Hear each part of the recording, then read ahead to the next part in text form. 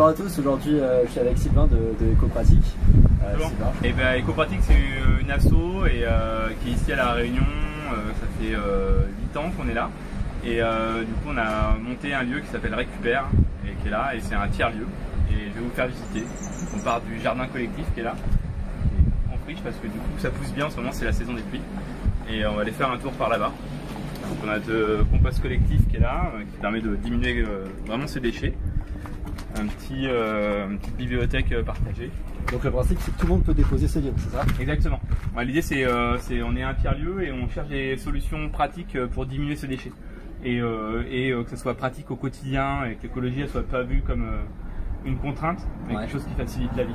Ok. Donc voilà, on a des frigos à dons dans plein d'endroits.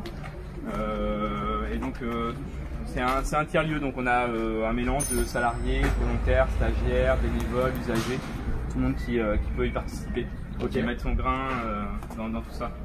Là, par exemple, on a une initiative locale qui s'appelle Réutilise, qui fait de la collecte de bouteilles pour que localement elles soient réutilisées. Ok. Donc système de consigne, comme on peut en trouver, comme on en trouvait avant. Donc là, on se retrouve dans notre espace central. Donc c'est un grand espace d'autographie. À droite on a la boutique. Donc on revend des appareils d'électroménager qu'on a réparés, qu'on a soit collectés en déchetterie, soit qu'on nous a donnés. Et on les répare ici dans notre atelier. Donc il y a des salariés mais aussi des bénévoles qui viennent et qui apprennent à réparer et qui du coup on revend à des prix solidaires. On trouve des grille-pains à 5 €, des fours micro-ondes à 15, 20 €, etc. Donc c'est vraiment des... Et vous en réparez combien par an des appareils comme ça? Réparez, vendez? Là on est l'année dernière on a réparé 500. D'accord. On a réparé vendu. Et du coup avec l'objectif de monter, donc il y a des plus ou moins gros appareils. Et voilà, on essaie de faire monter aussi le poids des objets qu'on va détourner. Donc ça c'est une des activités qui permet finalement de payer personne là, le local. C'est ça, une partie du local et une partie de la rémunération. Et après on a des subventions qui viennent compléter exactement. Ok, mais le but c'est de finir apparaître autosuffisant dès que vous aurez assez de volume. Si, exactement, ça sera la source de rentrée principale pour payer le loyer, etc. Mais après on continuera aussi à faire de l'animation, de la sensibilisation. Et on trouve que justement c'est aussi une activité qui est valorisante pour le territoire, qui est nécessaire aussi pour le territoire et qui n'est pas forcément rentable puisqu'on n'est pas concurrentiel par rapport à un produit neuf, une marmitarie, donc il y a le produit le plus vendu à La Réunion en électroménager, c'est vendu 18 € neuf. Ouais. Et nous le réparer ça nous prend au moins 1 heure. Donc le réparer, si on le revendait à notre coût de revient, on n'aurait pas d'affaires. Voilà. Donc heureusement qu'on a de l'aide des collectivités pour pouvoir sauver des objets aussi, parce que c'est un coût de moins apporté par la collectivité. Ouais. Donc tout ça c'est lié quoi. Ok, ça marche. Donc on a plein d'activités aussi dans ce lieu, c'est ça aussi l'objectif d'une ressourcerie, c'est d'avoir des activités de sensibilisation autour. Donc on fait plein de choses pour sauver des matières premières. Donc on fait des ateliers couture, des ateliers récup-verre, où on transforme des bouteilles en verre en verre à boire. On fait plein de choses.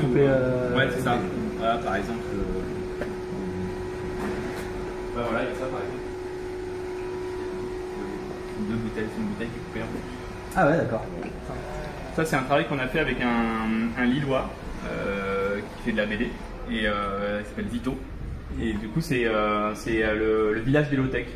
Donc c'est comment est-ce qu'on arriverait à vivre dans un futur qui soit pas basé sur le high-tech mais qui soit plutôt low-tech, donc avec une réflexion sur l'énergie, sur les dépenses de transport, sur tout ce qu'on consomme au quotidien et qui permettrait d'être quand même vertueux pour l'environnement. Donc ça va de l'utilisation du vélo à l'utilisation d'un méthaniseur qui avec des déchets organiques permet de construire son gaz, un four solaire pour faire cuire sa nourriture plutôt que d'utiliser de l'énergie électrique. Voilà, il y a tout un tas de transport fluvial, il y a vraiment plein de choses et en rouge on a les pièges, en vert les solutions. Voilà, c'est un gros mix de ce qu'on essaye de mettre en place ici, mais projeté sur un village. Donc nous ici par exemple on est en train de fabriquer, on a fabriqué un rocket stove, c'est un cuiseur à bois qui utilise vraiment très peu de bois pour faire que sa nourriture.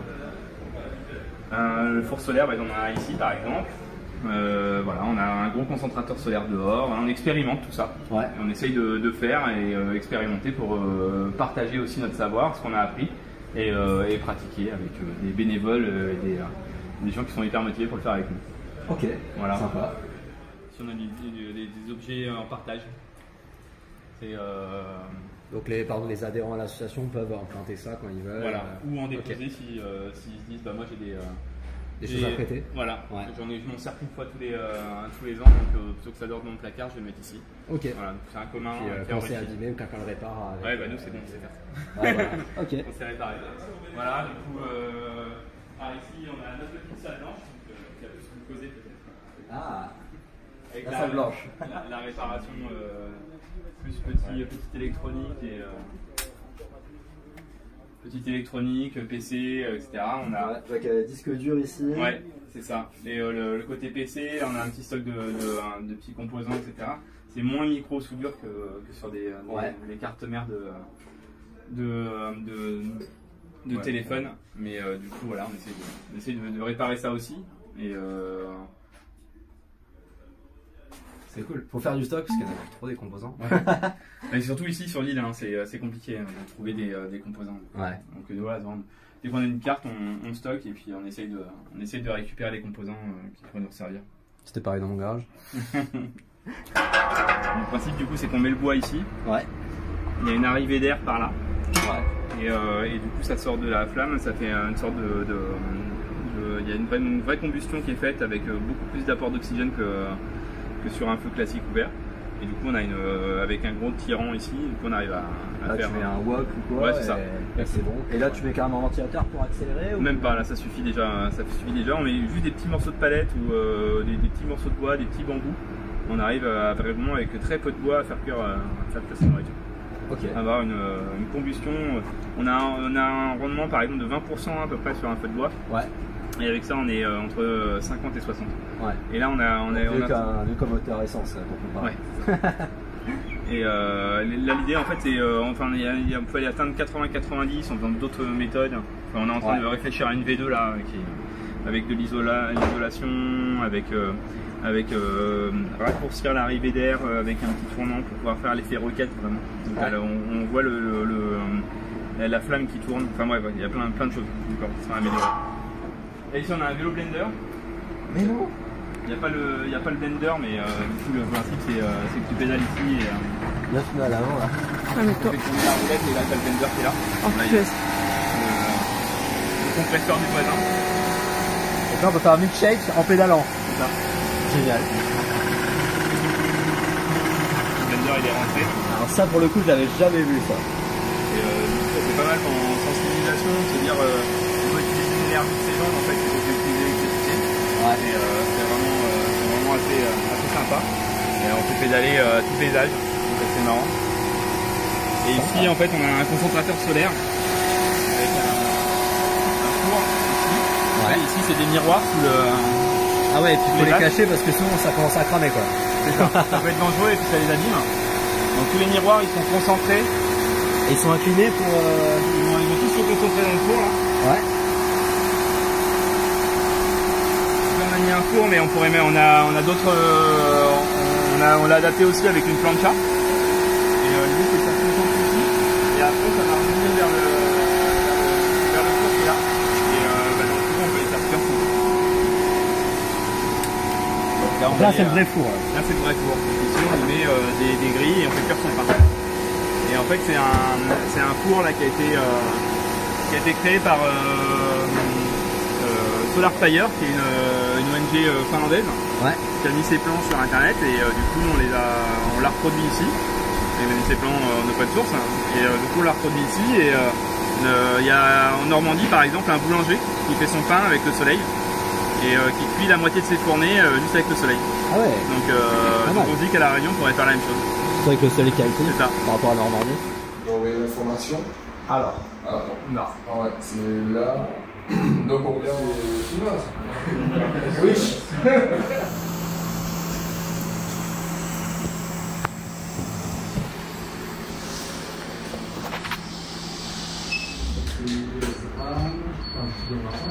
Ah, condensateur en phosphate.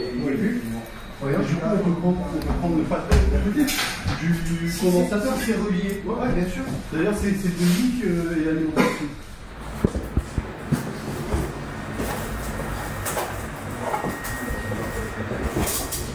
C'est nickel, mais pas sûr. Tu colles pas? Ouais, je suis nickel. Bah là, pour le coup, c'est que vraiment, c'est impeccable. Super. S'il y a encore.